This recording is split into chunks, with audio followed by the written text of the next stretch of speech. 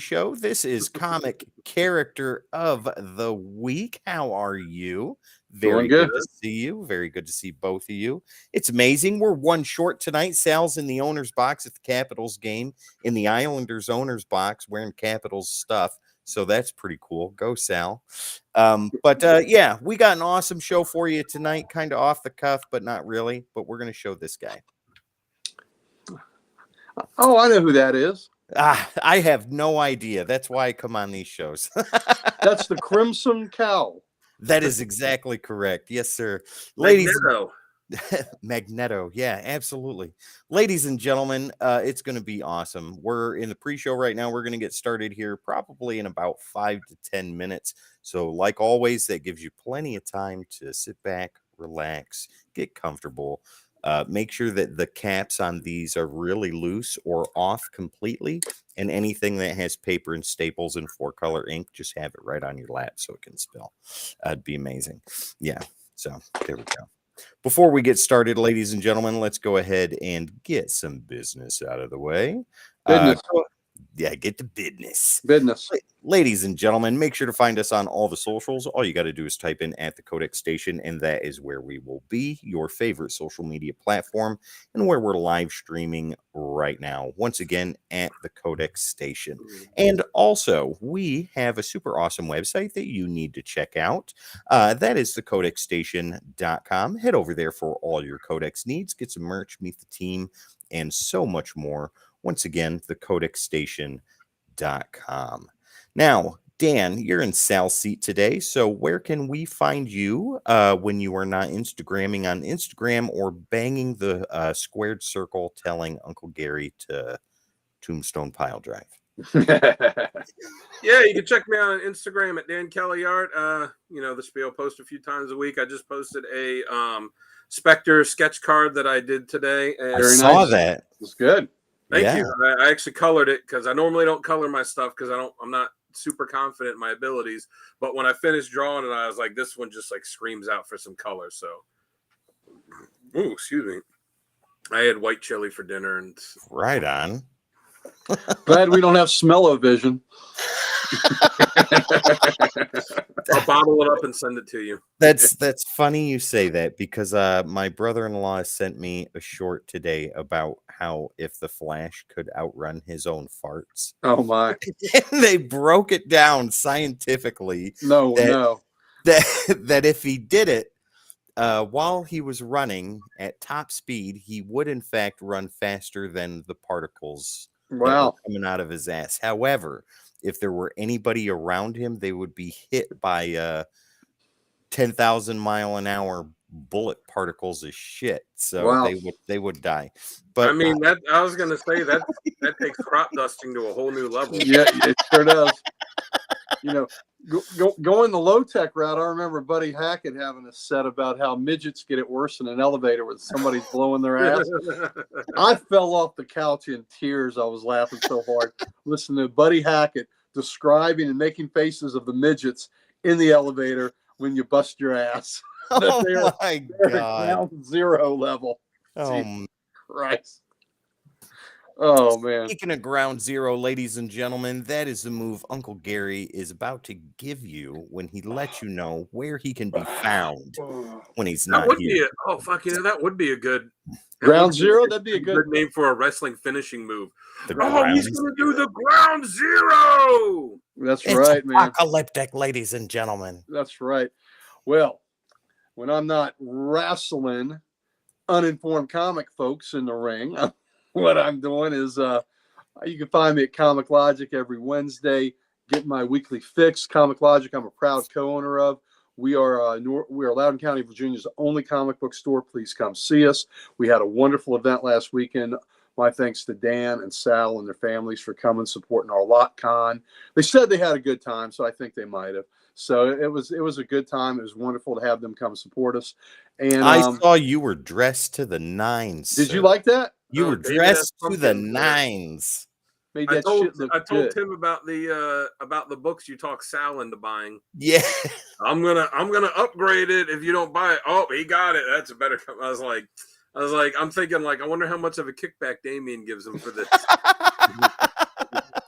What have I Ground told Zero. you? I told you Damien is my personal comic dealer. You think I did? I earned that shit. Let me tell you that. But nobody that I've encouraged to spend money there. I always say, yeah, you're right. I did help spend your money. Are you unhappy with your purchase? Would you like to give it back? And usually the answer is nope. I'm happy with what I got. Now, truth be told, I was thinking about upgrading and buying that Weird Mystery 1. So Weird Mystery, that's what Title. it was. Dan and I were trying to figure out what it was. I couldn't remember the name of the series. I knew it was only 24 issues. There's only 24 issues. It was Weird Mystery 1. My copy is probably it's probably a 7. It's okay. It's nice enough. The one Dan got's a 9 easy. So that one Sal got. I was like Dan. The one Sal got was probably a 9. Dan bought $2 books. Sal bought significantly more. Yeah, but the books you got, Dan, Sal were bought awesome. that, but Damien gave him a good deal. Yeah, I'm happy with the stuff I got. I was surprised some of this stuff was $2. Yeah. Like that, I I didn't have any Gold Key books anymore, and even though it's kind of beat up for $2, I mean, that's such an awesome cover. That's a classic cover too. Yeah, it is. Was that from Damien or somebody else? Yeah, these are all the ones I got from Damien. We'll take the time in the pre-show, Dan. Let's go ahead and see some awesomeness. Well, we'll see him Saturday too, right? Yeah, gotta save it for Saturday. So show that Gold Key then. Oh yeah, just the Gold Key. Ladies and gentlemen, we're in the pre-show. It's Comic Character of the Week. Metal is a part of the show, and there's metal on that cover. Look. Which is funny because it doesn't have the issue number on the cover, and I didn't read it yet, but I flipped through it, and nowhere in the issue does it list any of the creators. No writer, no artist, nothing. Interesting. Well, that's a famous cover. I've seen that cover. And Tim, you're not going to be here Saturday, right? You're not. This isn't your weekend. Yeah, I got my kids. Dan, you could show the other ones. Tim won't get to see him, so you might. I already showed him. I already saw him. Oh, you already saw the Aquaman. I was like, you're not going to be on Saturday, right here. This is what I got. It looks like looks like you had a couple great Jim Aparo covers there. Yeah. Like I said, I was flipping through, and I was like, all right. None of this stuff was necessarily. Like I got my list of books I'm looking for. None of this stuff was necessarily on there, but like I got a Flash book, and I do collect the that first Barry Allen Flash run. It's just as I'm trying to complete the run from the earliest number I have on, like I don't necessarily have the earlier issues on like the want list, but when I come across them for a good price, I pick them up. Yeah. Yeah. And Damien, very fair prices and very fair grading. Good dude. So I'm glad y'all spent a little bit of money with him and got to know him a little better. But Sal, if I would have had more, Sal got a good deal. Yeah, if I would have had more, I would have spent it. But my daughter, the only thing she saw this Mr. T wrestling figure. She's like, "Can I get that?" And it's $40. I'm like, no. But then she found a pink Barbie bow that. A woman was selling bows, so she wanted that, and I'm like, all right, so I got her that, and then after we all left, we went to Sal was like, hey, we're going to Dairy Queen. Do you want to go? I'm like, all right, because there's one in the shopping center there, so we went there. I got her the DQ Blizzard. Sal was hungry, so he got the thing of chicken strips and the fries, and like right after he got him, he's like, oh, they're hot, and he set them on the table. He's like, I gotta go to the bathroom. He goes in, his daughter takes the fry off and looks at his wife and goes, never know. And then his wife takes one, and then as soon as he gets back, his wife was like, she took one and said, "You'll never know." I was like, "Damn, you don't have to dime on your own daughter." And then Emily asked, so like they let her have one, and then at one point, like I guess they said it was okay because my daughter Emily, like just reaches up and like takes one of the chicken fingers. I'm like, Emily, you can't do that. She looks at me and goes, "He said it was okay." I'm like, all right. And he's like, "No, I told her that." I'm like, all right. Wow. Well, so what's the moral of this story? Is don't leave your food unattended. Oh yeah. It was just so funny. His daughter just took the first fry. He hadn't even gotten one yet. Took the first fry and looked at his wife and went, "He'll never know." There you go. There you go. So they got it. You got it scoped out.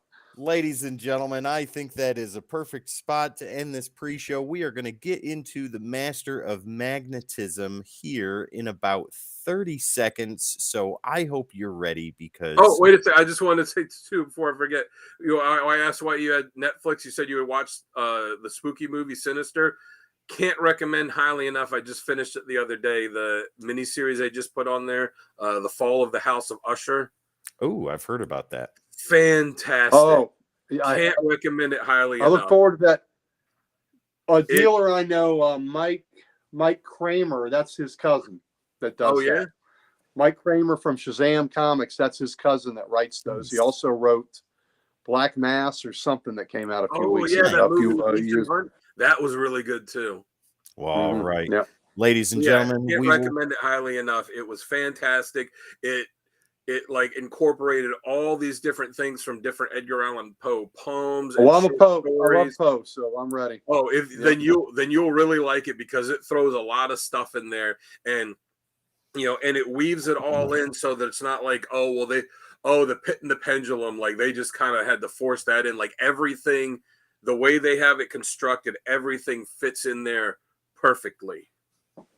All right, ladies and gentlemen, we will be back in 30 seconds.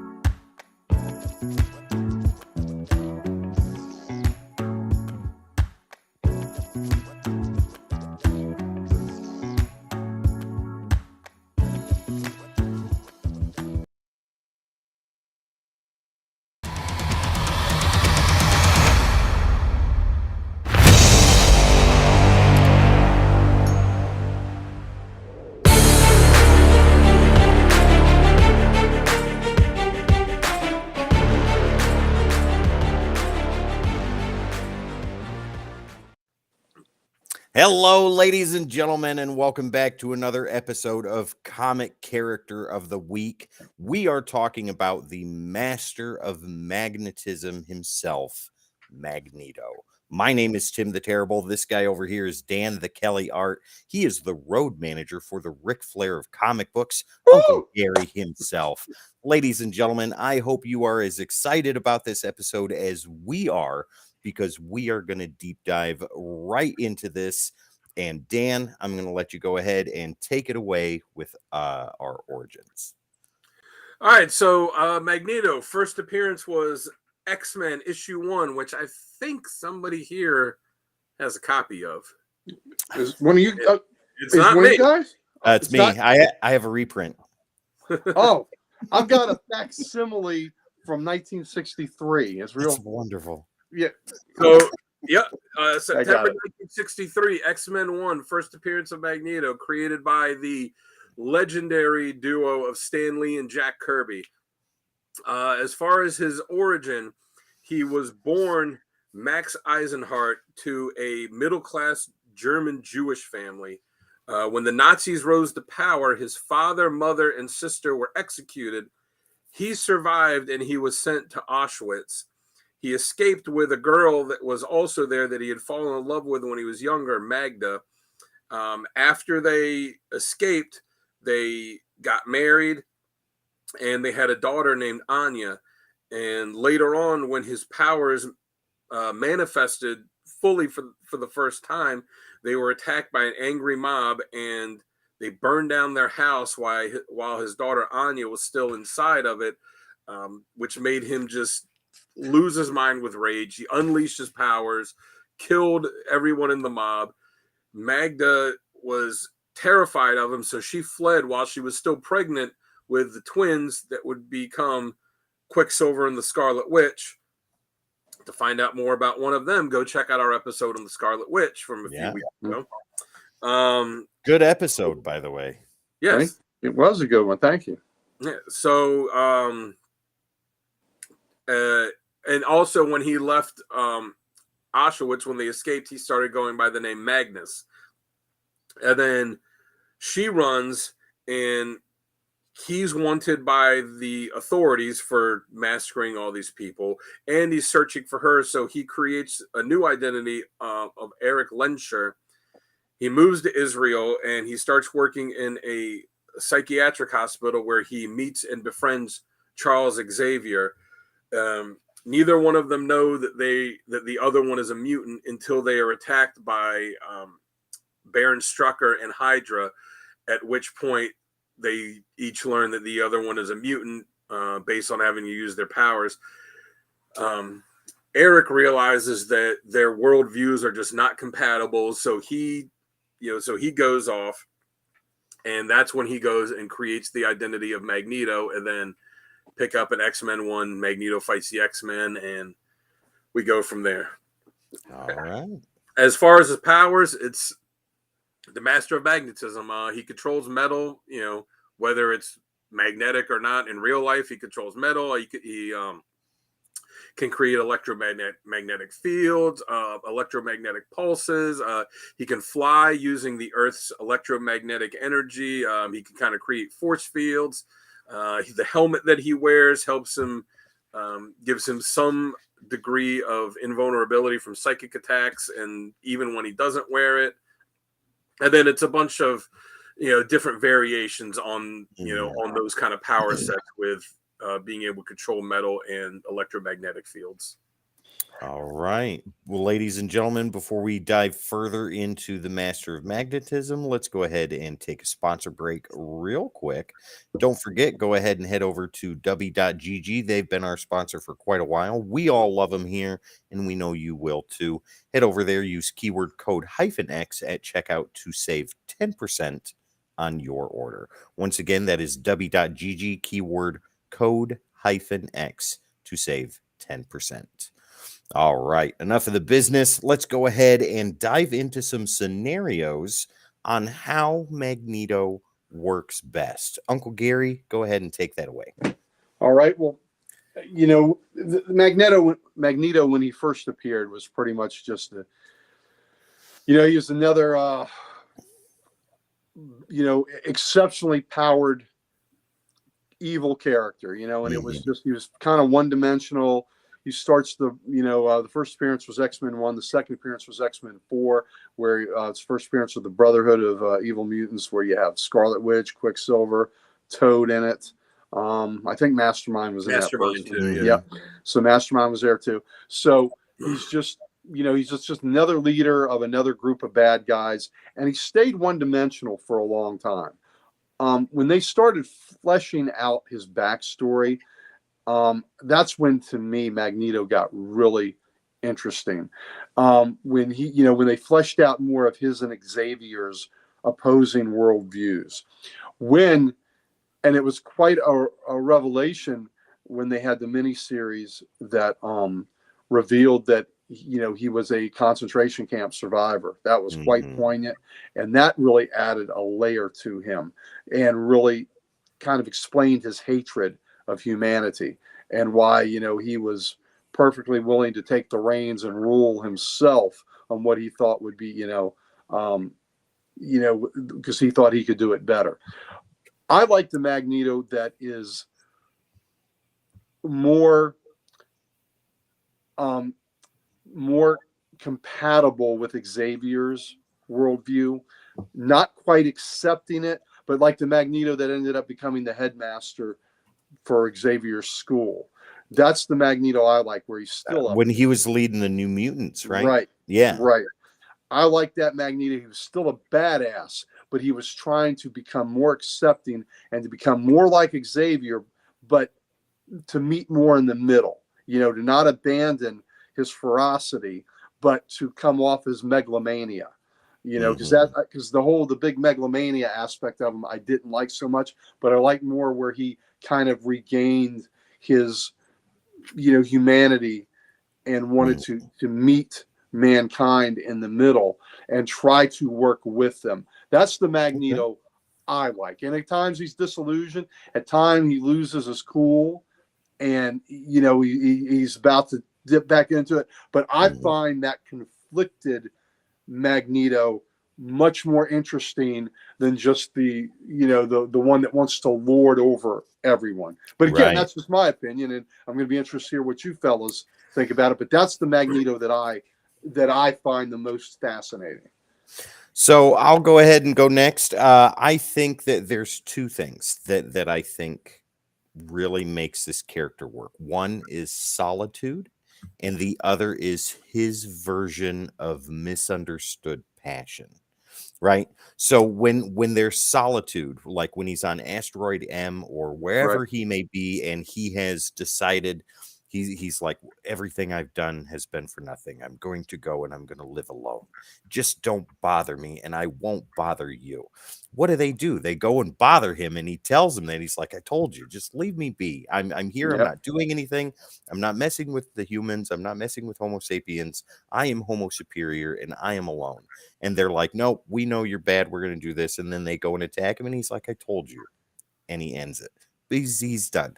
When he's Tim, doing. Tim, can I interject something there? What reminds me of? A few years, probably 5 or 6 years ago, there's a death row inmate. He's on death. I mean, the dude's already convicted murder. He's on death row. And he told them, do not give me a roommate. Do not give me a cellmate. Leave me alone. Do not give me a cellmate. They gave him a cellmate, and he killed the cellmate. And he said, I told you. Yep, I told you to leave me alone, and you didn't listen to me. This is what happens. You didn't listen. So I'm sorry, I didn't mean to interrupt you. Or I did mean to interrupt you. But that is exactly what it reminded me. I told you to leave me alone, and you went and screwed with me. That's a perfect example. And another example in more modern times is in Jim Lee and Chris Claremont's X-Men, right? The second issue has him on the cover. He was up on Asteroid M, wanted to be left alone, and they just couldn't do that. They had to go in there and fart around, and they paid the ultimate price. But the misunderstood passion on his end, right? Because in Magneto's eyes, he's not the villain. He is the oppressed, and humans are the oppressors, right? And if there isn't a better lens to look through with modern day societal issues, especially what's going on today, right? Magneto is the perfect lens for those glasses, because his view is he is the oppressed going against the oppressor, right? The humans are the oppressors. He is the oppressed. Mutant kind as a whole is the oppressed, and it is up to him and only him to save them. So his misunderstood passion leads to the death of innocents, which to him are necessary casualty, and even some mutants have to die for this ultimate utopia of Homo superior to take over and be the dominant species on Earth. And that goes right into what you were saying about the confliction between him and Xavier, where Xavier is like, we can coexist, we can live peacefully together. It's possible to do that, but you have to be willing to do that. And his misunderstood passion leads him, and he's like, no, it can never happen. They will always hate us. They will always fear us. And you know this, and that's why it has to be this way. So solitude, misunderstood passion. Dan, what about you? What do you think works best with Magneto? I think he works best when he kind of straddles the line between hero and villain. Like Gary said, when he was first introduced, he was kind of a one-dimensional character. He's like, I'm a mutant, I'm evil, the Brotherhood of Evil Mutants, which thank God they dropped the evil from that and just the Brotherhood of Mutants now. But, I'm a mutant, I'm evil, and I want to rule the world. And like that was kind of it. It wasn't until Claremont started writing him that he became a more well-rounded character. And then especially in X-Men 150, when it's revealed that he was a Holocaust, that he was Jewish, that he was a Holocaust survivor, then it starts to put in context of, okay, yeah, he's a mutant, and that's why he wants to rule everything. But like, that's when you start to see like, oh, okay, this is why he hates humanity. And then the more that they dig into that with him, through the years, you start, with Auschwitz and with... He starts to gain sympathy. Yeah, with Auschwitz and with his, his wife and daughter and all that, like, you start to see, like, okay, this isn't a guy that was just like, I want to rule the world and evil. Like, it built on, on him, and you see, okay, this is how he developed like this. Mm-hmm. And it's one of those like, okay, I don't really agree with it, but I understand where he's coming from now. Yep. And What you're doing is wrong, but I understand why you're doing it. And kudos to Claremont for introducing that concept of the prison, of him being a Holocaust survivor. That was one of the most brilliant ways that I can think of to enhance a character's backstory. A character that really needed it. I mean, that was absolutely brilliant, fit the character perfectly, and explained so much of what had happened previously. It was just, I think that was one of the most brilliant creations of a backstory to fit a character. Yeah, and it shows him, like, it really puts into perspective where, like, I said, like, you can't understand, okay, I see where he's coming from now. And then, when he gets conflicted of, he's just trying to do what he thinks is best for his people's survival, because he's seen already what will be done to his people just for them being different. And he doesn't want that to happen again. But as he grew as a character and he sees, like, all right, maybe this isn't the right way. Like, I don't know that Xavier's way is the best way, but like, there's got to be, kind of a middle ground. And I know that Stan Lee would say, when he created, or when they created the X-Men, that it was like Martin Luther King and Malcolm X, and that was Xavier, and that was Magneto. And I don't know how much of that is true and how much of that is him, kind of adding that, that to it later to give it a little extra flavor. But that kind of is how the two of them, were. They have the same goals, but they're very different approaches. Yeah, exactly. And with that, let's go ahead and move into some badass moments. 1, 2, maybe 3 of them. I'll go ahead and start that. I've got 2 right off the bat. So the first one is during Fatal Attractions, when he pulls the adamantium off of Wolverine's skeletal structure. That, as a kid, reading that book, like, I was reading all the titles. So Uncanny X-Men, Excalibur, X Factor, and X Force. 5 titles were out, and each of those got the Fatal Attractions and Wolverine. And Wolverine. So that's 6. Yeah. So each of them got their own holographic card cover or whatever it is. You know what saddens me about what you just said is you read that as a kid. I did. I was an adult. I was a kid when that came out. And what's funny too, that was X-Men number 25. What character was the hologram on the cover? I think it was Magneto. It was Gambit. Was it? Oh my God. You're like, why is Gambit I mean, yeah, he's cool, but why is he the hologram on this issue? It should be Wolverine or it should be Magneto. Yeah. But it's Gambit. But the thing is both of you can remember how you felt when you read that story. That was amazing. You're sitting there, you're reading this, it's coming up to it, and you're like, what's going to happen? Okay, Wolverine's going to put a stop to this. No, he's not. Oh my God. I'm not sure if it was. You also kind of think, what the hell took him so long to do this? Well, restraint. Even more of a, I mean, as cool as that was, right? I don't know if it happened in that particular issue, and maybe it did. I'm just remembering. But when Wolverine popped the bone claw, that was the next one. Yeah, that was amazing. That was like, ooh, that was a jaw-dropping moment. Yes. Well, with all of that, and we'll get into more of Fatal Attractions later. My second ultimate badass moment for Magneto is when he did something good that everybody perceived as a swindle, and that was in Secret Wars, when they all were on Battle World and he was put with the villains. And what did he do? He's like, I'm not going to stick around with you guys. I'm going to go over here. And he went over to hang out with the good guys. And immediately they were mistrusting of him. They're like, no, you're Magneto. You're not coming over here. We don't want nothing to do with you. And what did he do when what happened to the Wasp? He saved her. Oh, he made the cone. Yeah. So he was, and that was a precursor of leading up to Uncanny 200, if I'm not mistaken, or at least the seeds were starting to be planted around that time. But that I thought was incredibly badass. You have this master villain for the Marvel universe, like top tier Doctor Doom, for Earthbound villains, and the first thing he does when the Beyonder puts him on Battle World is he's like, fuck you guys, I'm going over here. I love it. I thought it was great. Dan, what about you? Top 3 badass moments. Well, you stole one. Sorry. I mean, that was the first one I think popped into all of our heads when Sal chose Magneto is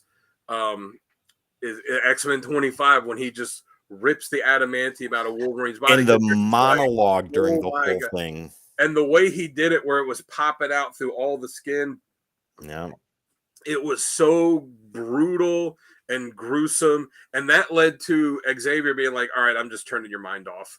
But that was such a jaw-dropping moment. Then, like Gary said, that the issue that followed, I think the Wolverine issue was the one after that, like at the very last page when he pops the bone claws. Yeah. Because originally, when he popped the claws for the first time in X-Men without the gloves, people were like, what?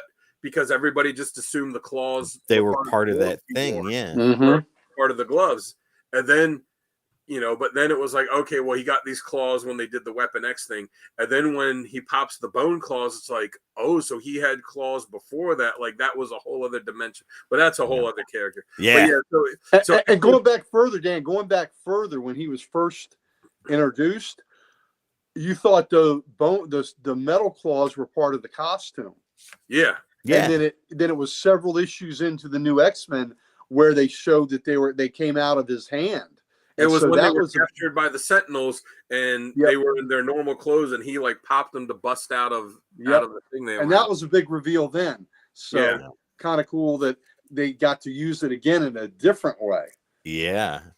So my actually X-Men 25, I put had 2 badass moments, not just the Wolverine thing, but when the government, he's up on Asteroid M, and the world's just like, all right, we're going to put this field up around the Earth to keep you out. Your powers aren't going to work here. And he's just like, silly human. So he goes out and he makes, an EMP that's so powerful that he shut down all of the technology on the entire planet.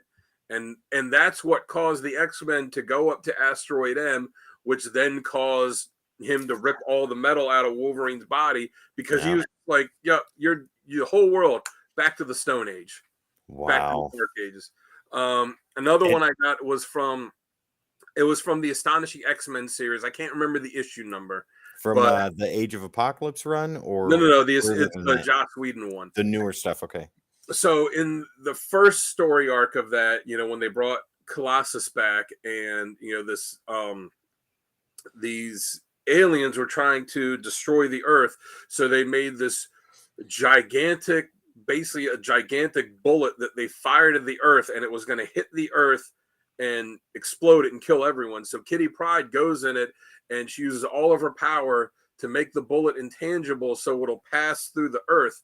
But the problem was, it took so much power for her to do that she became bonded to the bullet, and then it kept going through the cosmos, and everyone's like, well, she's gone now, she's dead, because it stayed intangible, so that as it went through the cosmos, it would just pass through planets and everything without damaging anything. But everyone thought she was lost to them. So when he goes to the X-Men and he's like, I'm going to reform, I'm going to join you, like, they don't believe him. So he goes, all right, this is what I'm going to do. So he hold my beer, I'll be back.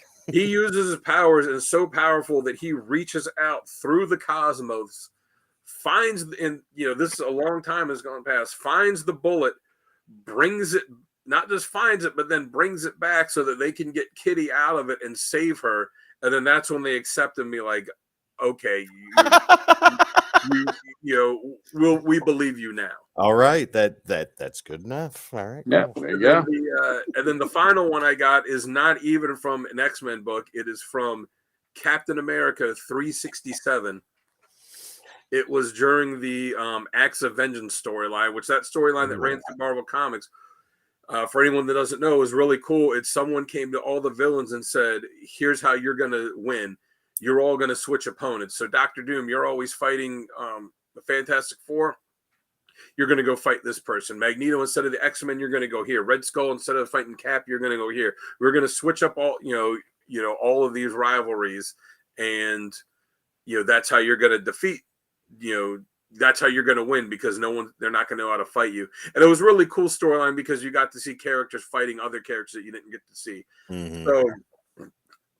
So when, all the villains were there, Magneto recognized Red Skull, as being a Nazi from when he was younger. So in Captain America 367, he finds out where Red Skull's like secret lair is and bursts in and is like, Skull, we need to have words. And he says, are you the same Red Skull that served Hitler in World War II? And he says, I am, but I'm on my second body. And he's like, well, my family, he's like, I don't think you had anything personally to do with it, but my family was killed by the Nazis and I'm not going to stand for this. And then Red Skull has some guys come in and try and kill him with guns. And he's like, whatever. Red Skull tries to blow his death dust in his face, and Magneto's got his force field on. He's like, whatever. So Red Skull keeps trying to escape. He can't escape Magneto. Everything Magneto just like goes through, captures. What issue number is this? It's 367. Oh yeah, I'm picking this up. And the issue ends like Magneto or Red Skull was trying to escape on this underground train. Magneto finds it and he's like, metal train. Captures Red Skull. He gets knocked out. I'm sure Gary, probably remembers what happened next. So the Red Skull wakes up and Magneto has him in this underground bunker that was like a bomb shelter. And he tells him, he's like, you're here. You're 20 feet underground. I've removed the ladder so you can't climb out. Over there in the corner is 20 it's like 10 gallons, 20 gallons of bottled water. I'm going to close this hatch. Nobody knows that you were here except for me. All you're going to have is the darkness, the air, and the water. And you could think about what you've done that's brought you here. Closes the door on him, leaves him for dead. And, it's the Red Skull, so he gets out eventually to go on cause it. But that shows like, all right, Magneto isn't, going to sacrifice wow he believes are his morals, for any amount of victory. He's not going to team up with someone, with a literal Nazi. And then not just that, but then does the hero's job for him, captures him, drops him in a hole in the ground, and leaves him there intending like, I'm just going to leave you here with enough water that you're going to survive for a little bit so that you can think about your life, and then you're going to die because I'm leaving you in this hole in the ground with no way to escape. That's amazing. I think that's top so far. So that one to me is a pretty amazing one. So what about you, Gary? I'm sure you've got three good ones as well. All right. Well, the first one that I'm surprised nobody mentioned is that in X-Men 25, Magneto ripped the adamantium out of Wolverine. When did I know. How did y'all miss that? I didn't read that issue. Tell me what happens, please. I heard there was a cool Gambit hologram. Yeah, there's a Gambit. Listen, of course we have to say that, and that's how cool it was. It's like the other week when we did Swamp Thing, right? Of course, Swamp Thing 9 has got to be one of the covers that we've all got to pick, right? So, I mean, same thing with this. Of course I saw that all of your covers were Swamp Thing 9. Yeah, I mean, well, that was the gag. The first one that we're going to show was all of them were going to be Swamp Thing 9, and then the second card I gave all the second place ones. But yeah, of course it had to be Swamp Thing 9. But yeah, I mean, X-Men 25, like you said, it's the one that's so obvious, but it's obvious for a reason because it's such an iconic moment in comics that you can't help but say it. That's right. Well, look at it this way. Like DC had the Death of Superman and Nightfall going on in their era or in their side of comic books, but over here, that particular scene is as huge of a milestone as something like that in comic books. The amount of jaw dropping that happened at once. I mean, to make that major of a change to Wolverine, who was, I mean, in the 90s, the most popular Marvel character at the time. Yeah, in the 90s is when his popularity really exploded, and he was everywhere.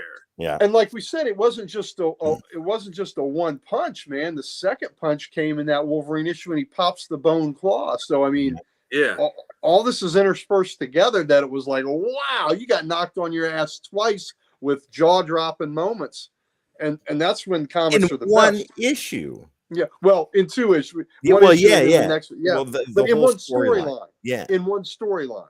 So of course we're going to have that, and I'm glad we all did have that. Okay, now I have a badass moment that I think was pretty cool, and a lot of times when we see these things, I always like to highlight a lot of the good things even a bad character or a bad guy can do, and so my other two are kind of good things. In the Uncanny X-Men 534.1, it was one of these point issues, right? Oh, I remember those. Yeah, I know. Listen, for a guy that's trying to put my collection in order, a book that comes out 10 years later than the original is supposed to go in between 434 and 435. Come on, give me a break. They're like, here's number 0. Yeah, you're about 50 years late on that one. -1. At least 0 can go right in the middle. I hate that this is supposed to go inside, but we digress. Either way. The X-Men are on the island of Utopia, which is in the San Francisco Bay, and San Francisco gets hit with an earthquake. Oh, I know. Yeah, this is a good one. Magneto, knowing that the earthquake's about to come, I guess he was sensing it on the fault lines, stifles the impact of the earthquake, a major earthquake that's hitting San Fran, by reinforcing every building with his force field, the Golden Gate Bridge, all that, holding it together and easing the shifting of the tectonic plates. That's pretty freaking badass right there, right? Control of metal. He pulled all the metal from the earth and like reinforced the building with it. Yes. Yeah. Yep. And then use the metal in the earth to kind of control the plates to, lessen the effects. But, think of the bridges swaying, the building swaying, and all that. And he did that to help humanity. And it also was garnering, they were treated as heroes then. The fact that Magneto had done that. And it was, again, when the X-Men were on Utopia and they were considered friendly. Is that one main cover where he's sitting there floating in the Zen position? Is that around that time? That's around that time. I think so. I really like that that whole storyline where they had the X-Men out there in San Francisco. Like I enjoyed that. I enjoyed that period of X-Men books a lot. And the fact that they were accepted by the city, I think the mayor giving them the key to the city and things like that. I like that. The mayor would be like, "Oh, something's happening. Call the X-Men for help." My third moment is very small. It's a very small moment, but again, it's a heroic moment. And I'm going to read a couple of quotes from it because we're going to have Codex Theater here. By all means, go ahead. Thank you. Magneto has just assumed the job of headmaster with the New Mutants. This is after what has happened in X-Men 200. And Xavier is not in the picture anymore. And Magneto is going to become headmaster, and we'll see if we can see it. There you go. There's a great picture of him standing at Xavier's desk, and he's trying to tell the New Mutants, he's going to be their new headmaster. They're very skeptical, but he's trying to follow Xavier's dream. Xavier's gone now. He's trying to follow that dream. So the New Mutants are not entirely on board. I think Cannonball, one of my favorite characters, wants to give him a chance to see, let him prove himself. The others, not so much. Sunspot typically was a dick to him. Yeah, Sunspot was. The New Mutants go to their local watering, hole where they hang out in the town. Where they get soda pops and milkshakes. That's right. Danny Moonstar does not want to walk back. Sam offers to walk back. She says, "No, I want some time alone. I got a lot to process." Well, some frat house punks see her walking alone, and they decide that they're going to ambush her, attack her, and I think you figure they're going to rape her, right? So they're going to attack her. She gets away with help from her horse, Brightwind, and helps, and She gets her way, but she's been injured. She's been hit in the head. And so this gets back to Brightwind takes her back to the academy. And Magneto finds out. And the horse has got metal from the car the guys were in. He kind of attacked it. He's got the metal flakes on the car. So Magneto, doing his hoodoo, is able to track them a little bit and finds the vehicle, the Jeep that they were in. And he catches these frat boys and he confronts them. And he blows the door down. And when he attacks them, they're saying, let's see, less than an hour ago, you assaulted a young woman. Yeah, says who? We never. You wrecked the door, man. That crime shall not go unpunished. And then the punks are grabbing guns, crowbars. Want to bet? And we fought back, and he says, he said, she was asking for it, mister. So now he's got one guy with a crowbar wrapped around his neck. The other guy, he's dismantled the other guy's gun. He's taken nails out of the door he's blown apart, and he's got hovering at the other guy ready to impale him. And Magneto says to these punks, frat boy punks, you are scum, the dregs of society, a disgrace to your misbegotten species. With all the benefits of wealth and position, education and health, you amuse yourselves by hurting innocents who neither thought nor did you any harm. It wasn't our fault, mister. She asked for it. Do not lie to me, little man, ever. At that point, he explodes the house and he explodes their vehicle outside. And they're wetting and soiling themselves by this point. Wetting and soiling themselves. And Magneto tells them, once with far less cause, I would have quite cheerfully have slain you, rent your bodies limb from limb as easily as I did your house. Indeed, I am sorely tempted. The world would not miss such as you. But I am older, a little sadder, and I hope wiser. I have learned a better way. Mine is the power to destroy, but I choose not to profit from my example. The evil you do others returns upon you 1,000-fold. It scars both body and far worse soul. Continue down this cruel and bloody road you've chosen one day. You're certain to meet one not as forgiving as I. Is that what you want? The choice remains yours. Farewell. That is chilling. That is amazing.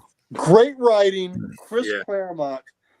Dude, they turn themselves in. These assholes turn themselves in. Now, the New Mutants are coming there because they're following Magneto and following the horse, and they're trying to get there. And I think Sam says, hold back, let's see what happens. And they see what Magneto does, and of course this wins them over, right? Big time. And they don't even have to, they tell Magneto he's left. He doesn't even realize that he scared them so bad they turned themselves in for attacking her. So, and of course they give him a chance there. But what great writing that is, right? Here's Magneto, who has recently seen the error of his ways, and he's trying to be more like Xavier. He's holding it in. He wants to kill these assholes. Oh yeah. And I think what I just read, isn't that amazing words? What he tells them. You want to do harm to somebody that never even thought of harming you. Not just didn't harm you, but never even thought of harming you. And Magneto, and just the rage, and he's trying to keep it together. He's trying to keep it together. And then when they said she was asking for it, he blew all the shit up around them. He protected them, but he blew the house up around them, blew the car up, and they're all hovering against what little section of wall he left in place for them to cower against. But to me, that's a small moment, right? It's small, but I think it's pretty freaking badass. I think the best part of the line that hits, at least me when he goes, but I'm a little bit sadder and hopefully a little bit wiser. Yes. Because it shows his character. Like, I've gone through all these struggles over the years, and it hasn't gotten him what he's wanted for his people. And it's just, I mean, anybody that's grown older and has strived for something and has not reached it, you get that little bit of sadness in you, and like something like that really hits home. And now he's leading these young mutants, right? He's got to be an example now too. So well, in a moment like that, especially for Moonstar, and if I remember right, I can't remember what particular issue or anything like that, but I know that particular event has been referenced before. And that's the good thing about stuff like that is that those characters don't forget, and they remember that, and that's why they followed him through his entire tenure leading. Well, and Claremont has been, he's strongly against sexual assault. Are you familiar with Avengers 200? Not offhand, no, but I'm sure we've talked about it before. Well, Avengers 200, Marcus, who's a version of Immortus, pretty much seduces Miss Marvel, impregnates her with himself. Oh, we've talked about this. It's just a ridiculous storyline. Nobody, and this was an anniversary issue, right? So nobody, Shooter was involved with this. Jerry Conway, George Perez drew it. All these, but these people that wrote it, nobody's claiming this story, right? It offended Claremont so much. I got to talk with him about this a little bit. And he wrote Avengers Annual 10, where Carol reads the Avengers the riot act for leaving her with Marcus, who they knew was manipulating her mind a little bit. So, I mean, it was really screwed up. So this is another instance of Claremont coming down hard on somebody that was going to be a sexual predator. You know? I mean, it doesn't come out and say in this issue that they were going to rape him, but there's two of them. They're saying there's three of them. Hold her down. You get the innuendos that this is going to take place. You know that this is exactly what these assholes were going to do. So again, this is Claremont using his voice to, through his pen to further a point. And again, I know we don't sit there usually just read passages, and thank you for indulging me on this. Dude, that's perfect. I just thought it was very important to read those words and to hear Magneto say it. And like Dan said, I'm a little bit older, I'm a little bit sadder, but I hope I'm a little bit wiser. That's poignant as hell. I just just to me that just blows me away. And that right there is why these are badass moments. But let's go to the other side of that coin. And Dan, I want you to start us off with this. Let's go with some criticisms. What are criticisms for Magneto?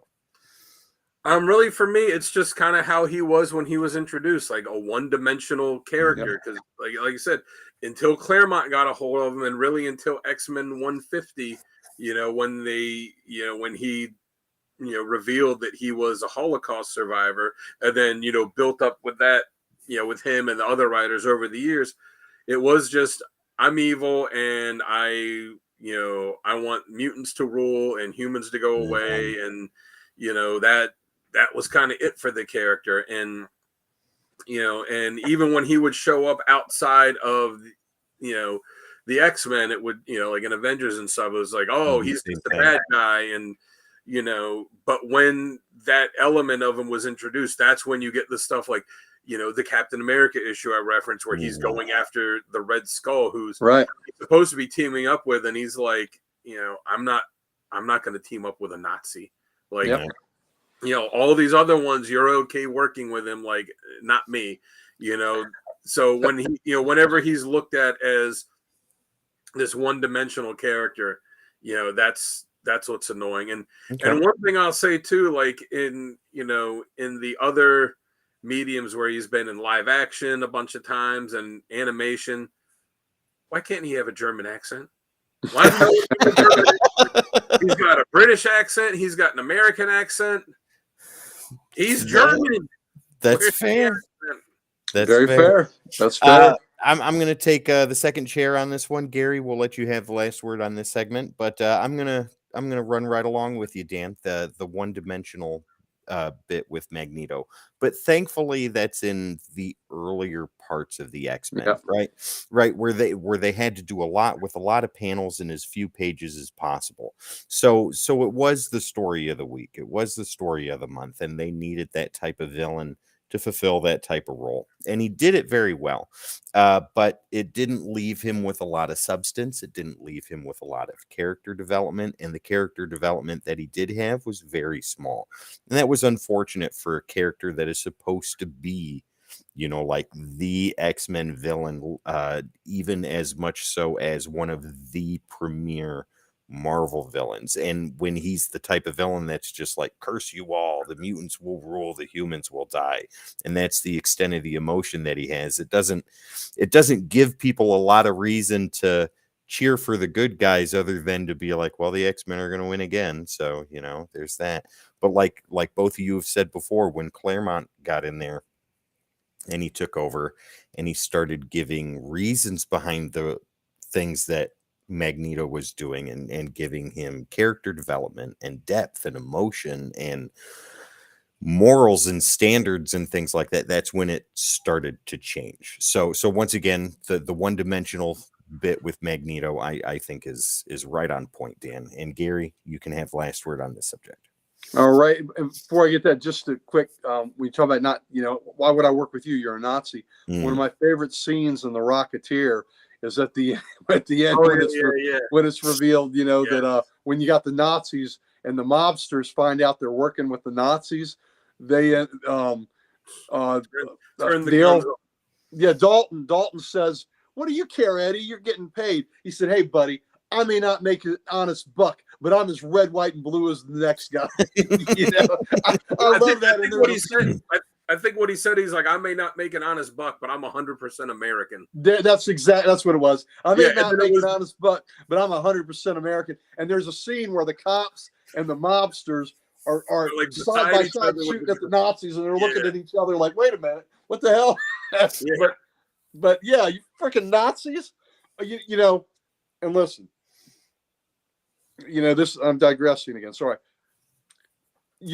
Somehow in this country, there's some people that have got the asinine idea that Nazis are okay.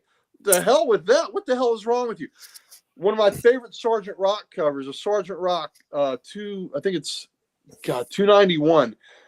It's in the snow. Sergeant Rock has got this Nazi's head buried in the snow. You don't even see his face, and he's choking the shit out of him. And I wrote in my comic, my post, my cover of the week, I said, let's start, for those of you that have forgotten how to properly greet a Nazi, let Sergeant Frank Rock show you the correct way. That's how you greet a freaking Nazi. But I digress. Anyway, so it's easy to get distracted. It's easy to get distracted when you're talking Nazis. I hate Illinois Nazis. Oh man, yeah, there you go. I know. For Magneto, let's get into some criticisms. For Magneto, you guys are exactly 100% right. The one-dimensional early Magneto was just a megalomaniac. I'm going to take over the world. Blah blah blah. I'm in charge. I have all this power. I'm going to fight you. When they created that great backstory, it added so much richness and so much texture to the character that you could sympathize and you could understand. You may not agree with him, you may understand it. And he was he was the Dr. Doom of the X-Men. And Doom was like that too, but I thought just like that, Doom to me is so much more interesting when you get into the feelings of Lotharia that he rules and how he feels about his people, where he has such love for his people, and that's where I find him more interesting, is even though, yes, he's ruling them, but he wants the best for his people, will do whatever it takes to protect his people. So Doom to me became more textured when you gave him something that he is passionate about and that he cares about. So much in the same way, Doom was one-dimensional until you started really going into his backstory.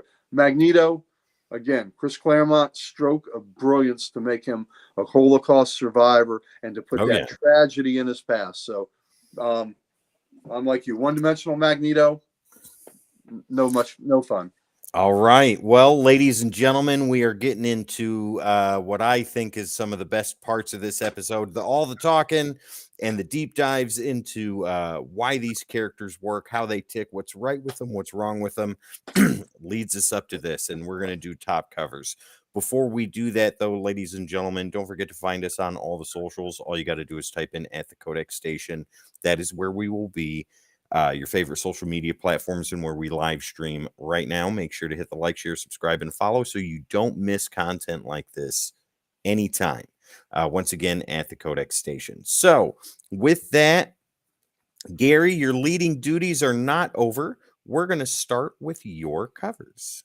Let's look at my covers. See what I picked, if I can remember. Well, first off, since Sal's not here, let's do Sal. We'll do Sal's covers first, and then we will jump right over to yours. I do remember. Let's see how much overlap we have.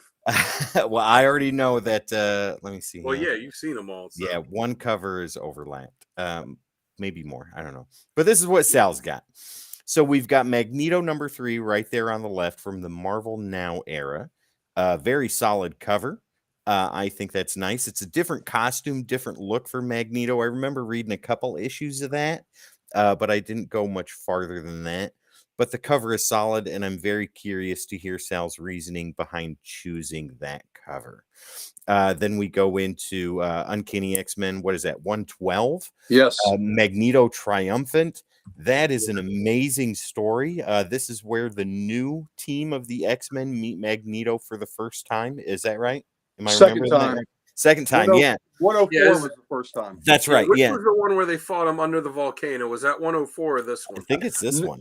It's this one, and they get, well, in 112, Magneto whoops their ass. This is right after Maresmo, and they're at the carnival, and then he takes them to the volcano. 113 is where the fight is under the volcano. That's a great cover too. But look at that cover in the center. What's okay, fellas? Who did that cover?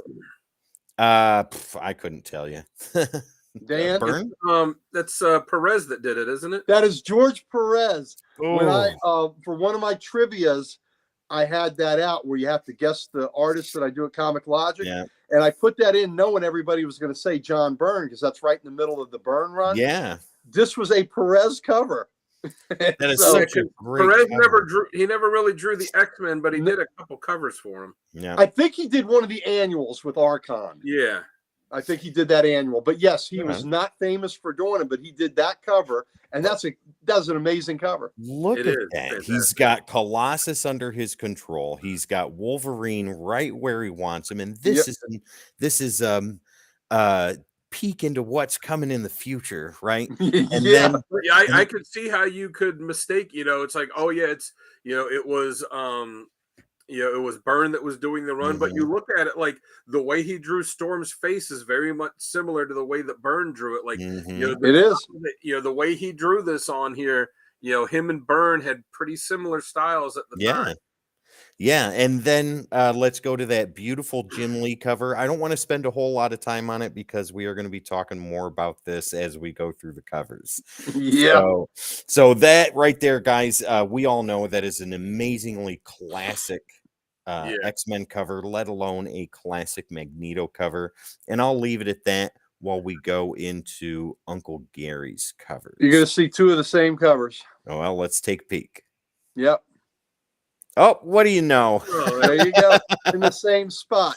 Gary, take it away. Let us know why you chose these. All right. So let's go with the one that's different. So I didn't think anybody else would choose this. Maybe you or Dan will surprise me. But this is Avengers 47 is the first one. That is the great John Buscema. I just think that's a great classic old school Magneto cover. And since the Scarlet Witch and Quicksilver are Avengers now, he's not quite happy with that, and he wants them back. That's so with a half-size cape too. Yeah, exactly. Like a purple helmet and Yep. The costume was different.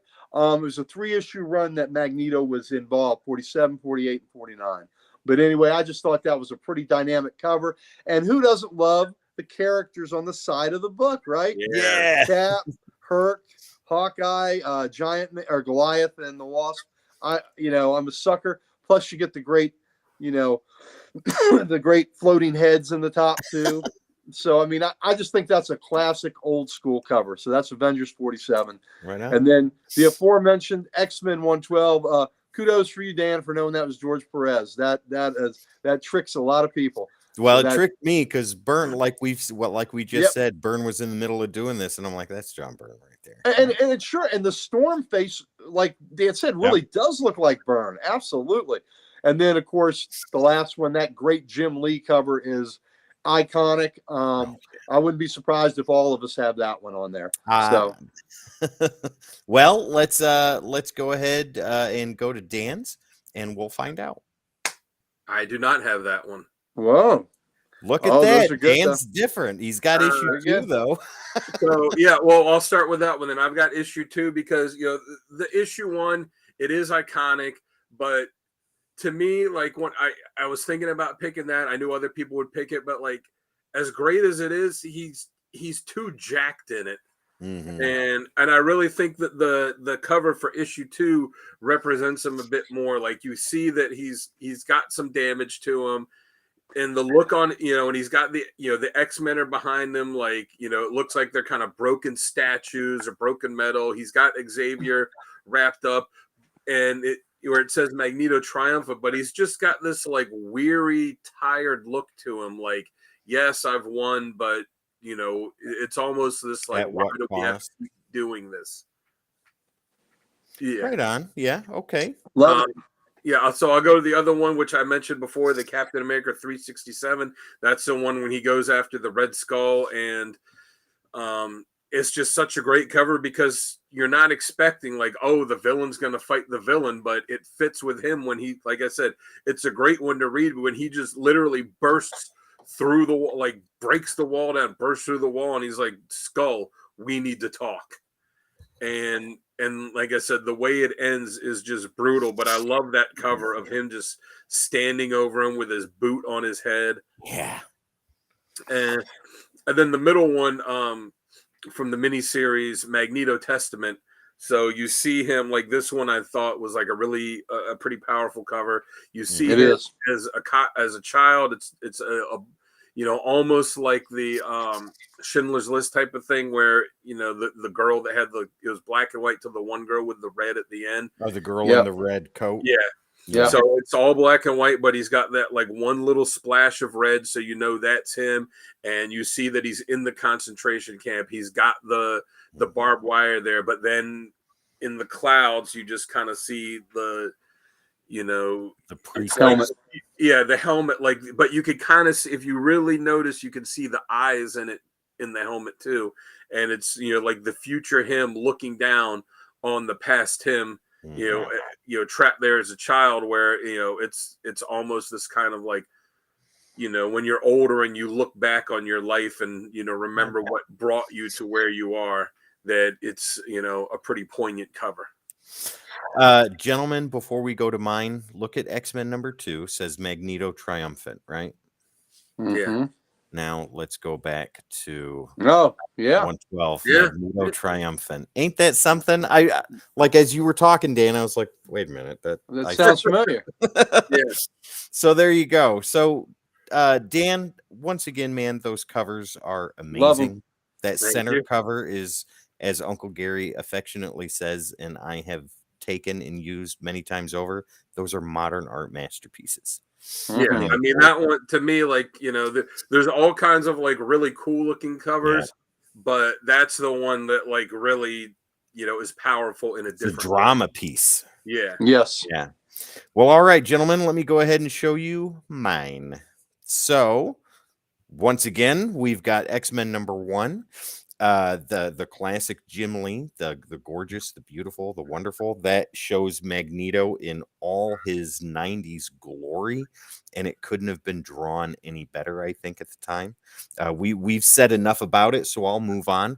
X-Men number 13, I actually saw that the other day at the comic shop. Somebody brought in some books to trade. And I took them, gave them trade credit and all that stuff. And as they're wandering around looking for what they wanted, and I went back through it again, and I was like, man, that is a cool cover. And I believe it's a Christopher Yost cover. And that's just him doing what he does. You can see the force field around him. You could see the power in his eyes. You don't need to see anything more in the helmet, and you just see whatever it is that's around him, what's going on in this particular issue. Magneto means business, and I love that cover. It looks wonderful. I forgot about that cover. Yeah, I hadn't seen that cover Yeah. in years. That's a great cover. Yeah. Well, no, I don't think Christopher Yost was the the writer. Yeah, okay. Was there the you artist. go. Yeah. So either way, I get names mixed up. I'm old. My tires don't spin quite as fast. But going to the last cover I have there, I wanted to do something a little different, right? This whole Age of Apocalypse storyline, where all of the X titles changed. You had the Amazing X-Men, the Astonishing X-Men, Excalibur, Gambit and the Externals, X-Man, so on and so forth, Weapon X. This is where, in the Age of Apocalypse universe, Xavier is dead, but Magneto is about as good of a guy as he's going to be, right? And he is leading what's left of the X-Men in a resistance movement against Apocalypse, and it is amazing. If you haven't read it, we're going to get into that a little more later. But that whole cover, I just think, looks fantastic. Yeah, love it. That's on the rack behind me, actually. That's it. See, perfect, ladies and gentlemen. Pacheco? Isn't that that was Madura? Madura, yeah. Madura. I don't know if I say his last name right, but yeah, Joe Madura or something like that. Okay. Yeah. All a right. funky cold Madura.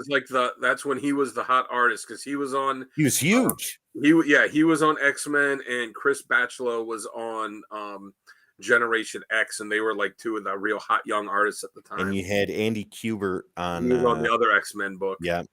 Madura was on Uncanny. Yeah. And Capullo was on X-Force. Gambit. Yeah, on the X-Force that became Gambit and the X-Turtles. Yeah, man, a lot of good people at the start of their careers. Yeah. It was amazing. But let's go ahead and dive into some essential reading. And Dan, we're going to do you first, but we're going to go over Sal's real quick, like we did with the top covers, and then we're going to jump right over to yours. So, ladies and gentlemen, we're just going to give you a quick rundown.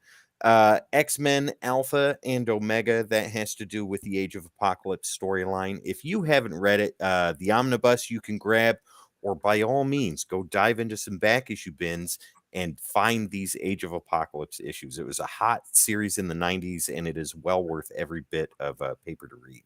Uncanny X-Men Volume 1, number 113. We alluded to that a little bit with the top covers, Uncanny number 112. So that's the issue right after that. Sal can give us some more information about that, or Gary, if you want to give a quick synopsis of what 113 could be about. Well, I tell you what, I had that listed too with another issue that goes with it. You want me to do it then when I do mine? Yep. Then we'll talk about it more there. And then last but not least for Sal is Uncanny X-Men Volume 1, number 150. And once again, Sal will give us some more information on that during an After Dark episode. But if Sal chose these, we know that they're good. 150 is the one where it was revealed that he was Holocaust survivor. Oh, fantastic. So I have that listed too. Yep. Okay, so ladies and gentlemen, we're going to get more into that here shortly. But without further ado, Dan, the road is yours. Take us down this list of recommended reading. All right, so the first one I have is it was one of my covers, Magneto Testament. Mm-hmm. So this is not a superhero book. He doesn't even really have his powers in it. They're just kind of alluded to. And I'll say this at the beginning. This is not an easy book to read. This book is very historically accurate as to is what it like happened. Watching the movie The Boy in the Striped Pajamas? Yeah, it's very much like, Schindler's List, any of those things that really that show what happened. Like it, and they wrote in it to Greg Pak when he wrote in the back of it, he's like, I think they took a year or two, in doing the book, to like researching it, to get it right, to make sure that, that everything in it was accurate, was not exaggerated. And they do not sugarcoat at all what the Nazis did to the Jews, what they did to the the gypsies, and like I said, it shows him and his family, just when the Nazis were coming to power, and then when they were starting to round everyone up, kill them, put them in concentration camps. It's very, like I said, very graphic to a point to what they did to them in the concentration camps. And it just shows, what really happened there, and shows how he got, he was shaped because of it, with what happened to his family, what happened to him. And it starts, like I said, it starts when he's a child, when they're just trying to kind of figure out, what are we going to do? How are we going to try and survive? And, they don't, he's in the camp, how he is, escapes the camp with Magda, and it kind of ends shortly right after that. But like I said, it's not an easy book to read, but it's also one of those ones that is something that you should read, not just to get a good sense of Magneto as a character, but it's one of those things they say, history repeats itself. If you forget, those who forget history are doomed to repeat it. Yeah. So, this is something that's, one of those things everyone should read for that.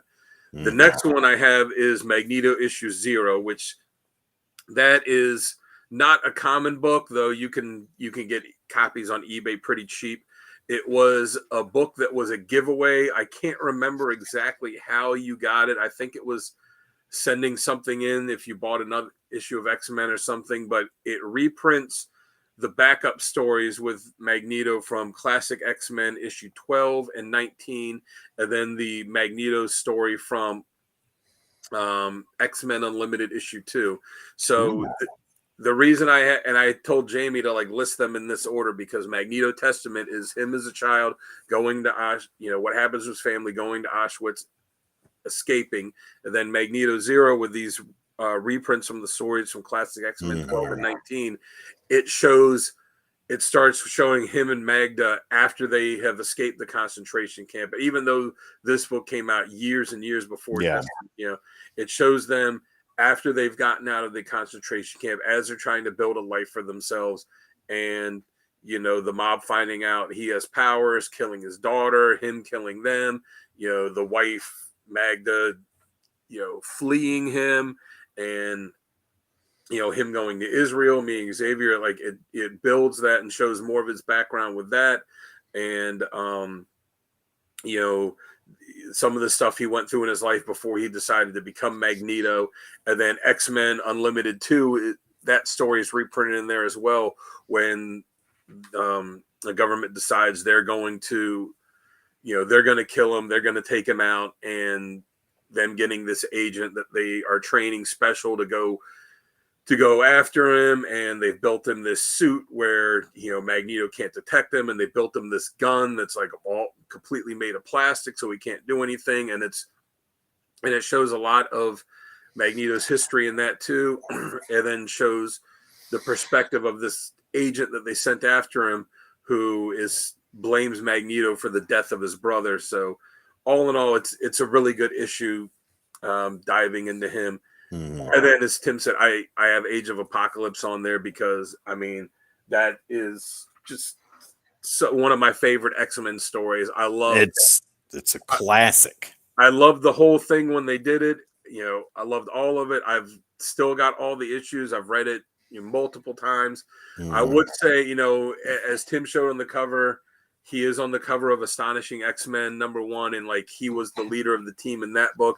But really, I'll say Age of Apocalypse as a whole, because for anyone that doesn't know, Xavier's son Legion decides that the world would have been better off without Magneto. His father, would have been better off. So he goes back in time to kill Magneto, but he accidentally kills Xavier instead. And because of that, history unfolds differently, and Apocalypse sees it in the past and goes, oh, mutants are revealing themselves to the world. And so since that happened, he reveals himself years and years and years earlier than he had in the main timeline, and then ends up taking over the world. Magneto, instead of being the villain, he's now essentially the new Xavier, and he rescues all these mutants and he builds the X-Men. And so even though it's really just Astonishing X-Men that he's in, his presence is throughout the entire everything, the entire storyline, because all of the different X-Men groups are all come from him. And then not just them, but the Weapon X book, because Wolverine and Jean had been, or he's not known as Wolverine in this role, he's known as Weapon X, and Jean were part of the X-Men. And Gambit and the X-Ternals are on a mission for him. And the Generation X Next. Generation Next, that all of them are based around this mission for him.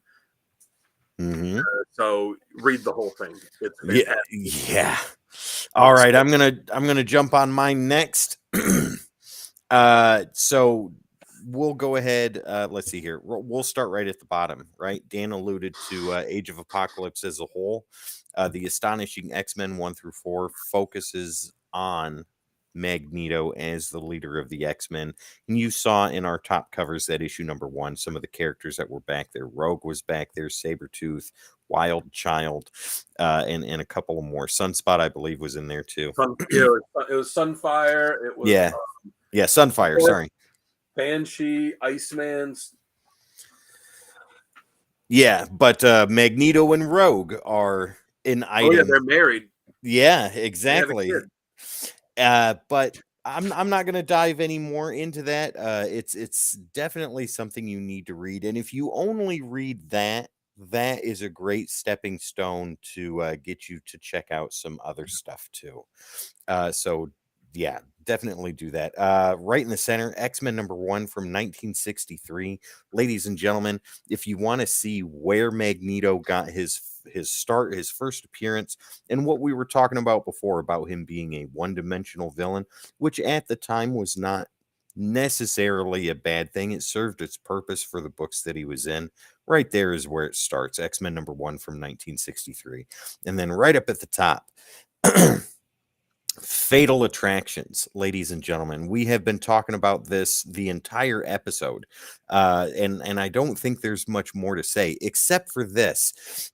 So during this whole thing, right, we've given you most of the plot points, but there's one thing that we haven't mentioned that also took place in this that was jaw-dropping. And do either of you remember what that was? It was like right toward the end. I'm blanking. When Colossus left the X-Men. Oh, yeah. And joined the Acolytes. Yeah. Yes. All of this stuff has just happened to the team. They are in their darkest hour with their most vile villain, and he is standing above them triumphant, Magneto triumphant. And what happens? Colossus is like, you're right. And I'm going to go with you. I'm going to leave my family that I have been with since I was a teenager, since I was a young adult, and I'm disillusioned by Xavier. I can't follow him anymore. Magneto, I will follow you. Holy smokes. Forgot about that. Yep. That happens near the end of Fatal Attractions. Ladies and gentlemen, we've given you bits and pieces. You need to read that. That's all I'll have to say about that.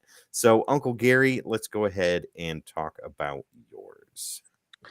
All right. Well, exactly with what Dan had said about Testament, that was a historically accurate treatment. It's like historical fiction where they threw Magneto in there.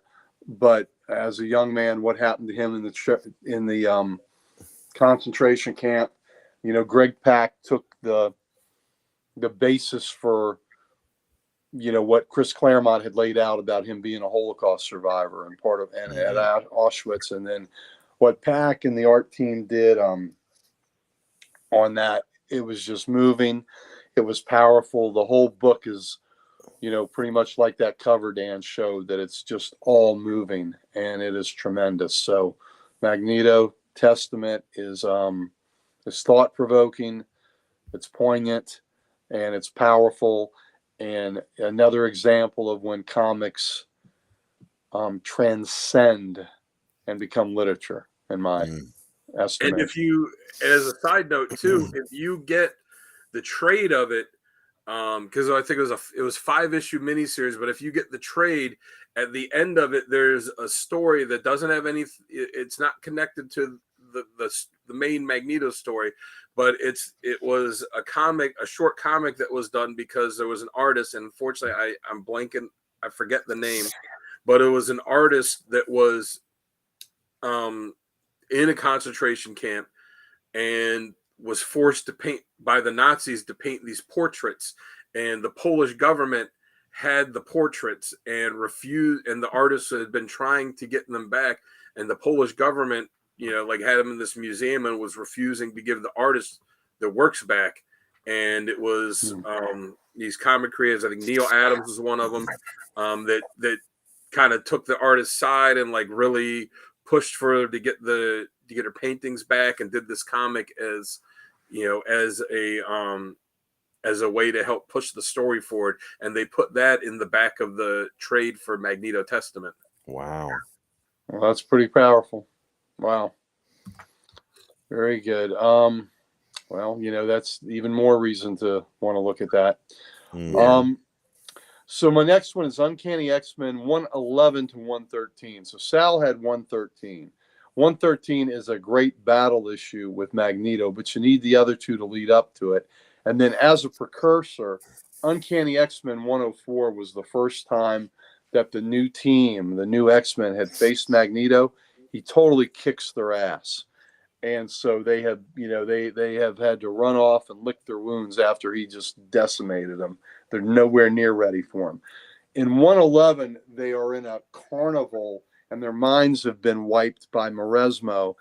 And at the end of the issue, you realize, who the big bad is behind everything, and it's Magneto.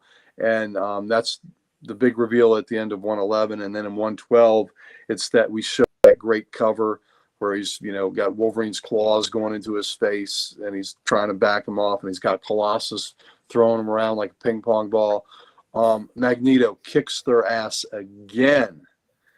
And then in 113, the X-Men Magneto has imprisoned them underneath his volcanic base again, where he wants to be left alone.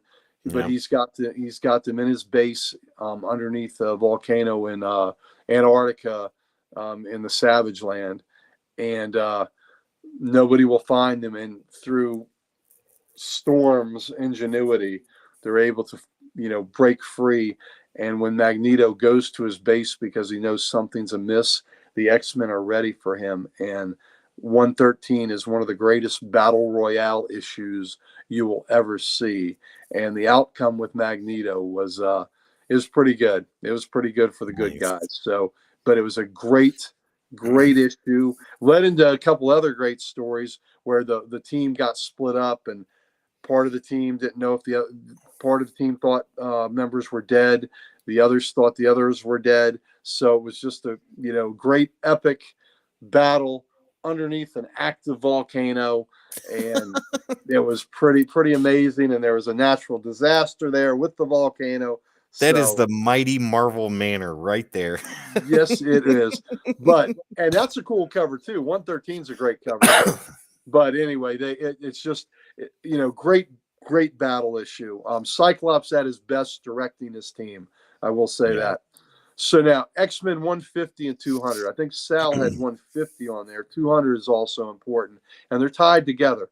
In X-Men 150 is where we start to see the beginning of the redemption of Magneto, where he maybe starts to see things in a different light, maybe Xavier's vision. And part of that comes with him in 150 hurting Kitty Pryde. He hurts her. And do you remember what it was about Kitty Pryde that kind of was a cold slap of water to his face that shocked him to his core? Yeah, he saw the Star of David necklace that she was wearing. Oh, she's Jewish too. That's right. Yes. So again, Claremont, right? Kudos. He hurts Kitty, and she's just a young girl then, and he sees the Star of David necklace around her neck. And let me tell you, that scene there was repeated in was precursed that in one of the greatest Batman books ever, Batman 237, which one day maybe we'll talk about. But that was from 10 years earlier. And so I believe Claremont probably read that issue and saw a powerful moment like that. But yeah, Magneto sees the Star of David, and he immediately is taken aback and starts to reevaluate what the hell it is he's doing. In that issue, that's when it's revealed he's a Holocaust survivor. A really good interaction there with him and Storm too. Yeah. Oh, yes. I don't remember exactly, but I remember there was poignant moments with the team, and then he has started to. I believe he realizes he's in the wrong, and he's going to allow himself to pay for his crimes. And then in X-Men 200, it's the trial of Magneto. And during this trial, was it Fenris? I think Fenris attacks. Yeah. And he ends up saving the prosecutor that's trying to put him away. And he is seen as a hero after that. And the aftermath of that, I may be fuzzy on this, but I think maybe Xavier supposedly dies in this issue and we don't see him, or maybe he's hurt real badly. And it's in the aftermath of X-Men 200 is when Charles has asked him to take over the teaching in his school, and that's where he becomes the headmaster for the New Mutants. So as far as character development goes for Magneto, 150 and 200 were huge issues in character development and, in molding the character to become the conflicted character that I find so fascinating. And that cover for 150 is gorgeous as well. Yeah, it is. Yes, absolutely. It is too. It is too. Yeah. All right, ladies and gentlemen, as always, recommended readings. We recommend those to you. You definitely need to check them out. We are at the last bit here, and I'm going to go ahead and start that off. This is for our choices for best writer and best artist. I think mine is a no-brainer, and I think at least one of these names is going to be on each of your lists. I'm going to say John Byrne and Chris Claremont. I don't think that there's any better duo than that. Chris Claremont, obviously, for writing, and John Byrne for artwork at the peak of character development for X-Men, not even at the peak of their popularity, right? Because it was just a continual rise at this point. Even when Byrne was on the book, it didn't become the runaway smash until after he left, really. Exactly. But his work, his line work, and all of that stuff is seamless. It is perfect in my eyes. And I think the likes of Silvestri and Portasio and Lee took inspiration from Byrne and what he did. Jim Lee definitely did. And you can see that. So I'm going to let you guys talk about these guys more because you know more than I do. But John Byrne, Chris Claremont, that's my choices for writer and artist. Go ahead, Dan. You're up. I mean, Chris Claremont for writer, as we've said ad nauseum through this, like Magneto was a one-dimensional character until Chris Claremont, and like a lot of characters, until Chris Claremont got a hold of him and, took this, this one-dimensional character and made him real, gave him a backstory, and made him someone that, even though he was this terrible villain. And, one of those issues too, that's when he, the infamous thing when he like kills the whole submarine full of, the whole submarine full of I think it was Russian soldiers or Russian sailors. I think it was a Russian submarine. I know what you're talking about, though. I can't remember who exactly was in it, though. Yeah, but like the dead guys. What? The dead guys. Dead guys. Yes, that's exactly. He, Claremont, made him, an interesting character, and added that conflict and added that backstory that really made him a good, unique character. That is the reason that he is as popular as he is. That he became able to stick around for so long without just being, made him more than just a villain of the week. So it's got to be Claremont for that. And I'll agree with you for artists, John Byrne. I mean, I love Jim Lee. He's one of my favorite artists. Yeah, same here. But that era of John Byrne doing Uncanny X-Men was just so perfect. and like I said, yeah, you take a look at the stuff Jim Lee did with X-Men, and you can look and see directly the his inspiration Influence, from Byrne. Like, I mean, you can look at panels and pages that Jim Lee did and like go and find it in John Byrne's room and be like, oh yeah, this came from that. This directly came from that. So as great as Jim Lee is, I got to go with Byrne as the artist too. All right, Uncle Gary, I am curious to hear what two you were going to choose. You don't even have to hear it. Y'all have already said it. Chris Claremont, without a doubt, slam dunk. That's it. That's the list. Yeah. Chris Claremont, without a doubt. Again, one of the most brilliant additions to the mythos of a character by adding the Holocaust aspect to Magneto. He built a one-dimensional character. He built the mansion the X-Men live in. Plain and That's simple, right. Yeah. And he had him grow as a character too. It wasn't just, oh, I added this element so that you could understand where he comes from, but he's still going to be this bad guy. Like he had him grow and change over the years and go from being a bad guy to growing to be a good guy to, going back to, being kind of a bad guy. Like he without a doubt. Look, Yeah. Magneto was just, if Magneto was architecture before Claremont, he was just a wall. Yeah. Claremont gave him 4 exposures and a roof, turned him into a house. Right. So what he did, what he created with that character was such a richness. Just think about, one of the most powerful things in the X-Men movies was when they show him as a kid and he bends the sign. When he's reaching out, they're trying to pull him and he's pulling them. Absolutely. Yeah. So I mean, and the scene where you saw the number on his arm too, and like they don't really come out and address it, but you just see in the movie, you just see the number on his arm, and you're like, oh yeah. Those scenes don't exist without Chris Claremont. Yeah. Writing it. Again, source material, fellas, right? Source material. It doesn't exist without the brilliance of Chris Claremont. So there's no other writer that I think we can even consider. Right. As for artists, Dan, I'm with you, and with you, Tim, that Lee, I got to give a lot of kudos to Lee, but to me, it's also John Byrne. Yeah. At the end of 111, where Magneto's revealed to be the big bad, I mean, that was frightening. He was frightening. And, just the ruthlessness and the way he cut them down in 112, like they were nothing. He was a scythe and they were just wheat. And it was just the power of Byrne's Magneto was amazing. So, which makes it even more palpable and even more powerful when the team rallies back in 113 and kicks his ass, right? Mm-hmm. And again, I think we all joke about Cyclops, right? Cyclops is such a dick, but Cyclops, brilliant battle plan in 113, how he's deploying, and they've got some time before he gets there, so they've had time to go over the battle plan, and just brilliant how they attacked him. Mm-hmm. But but John Byrne, and like you said, you definitely see his influence. That great Jim Lee cover, right?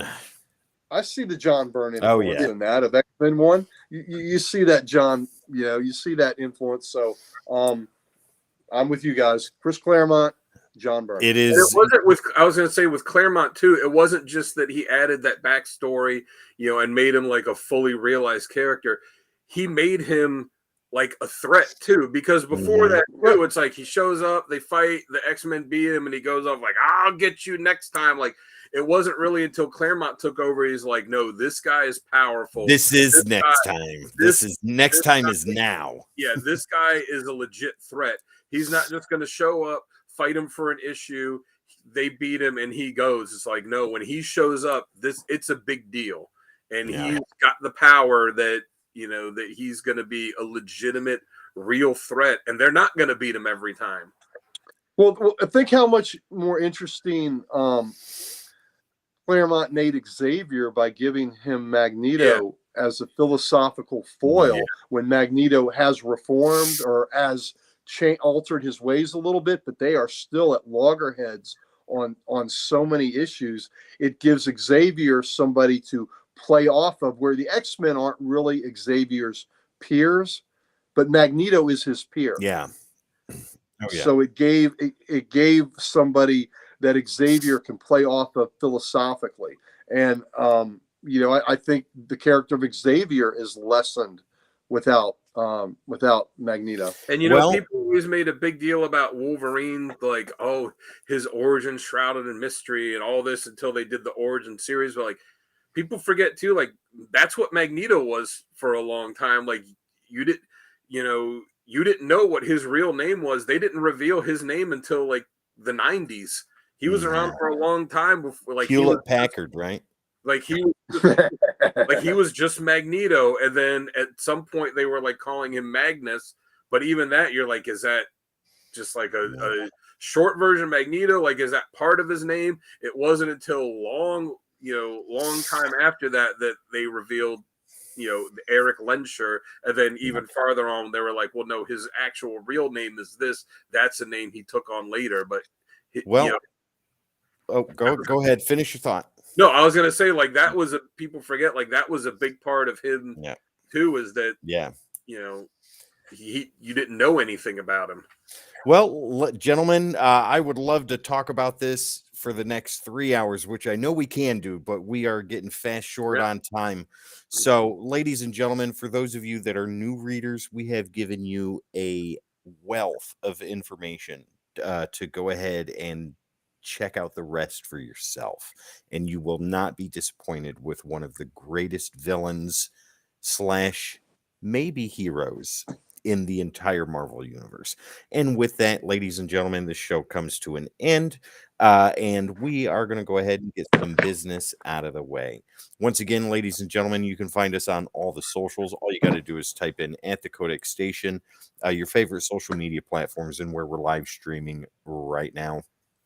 Make sure to hit the like, share, subscribe, and follow, so that way you don't miss content like this every week.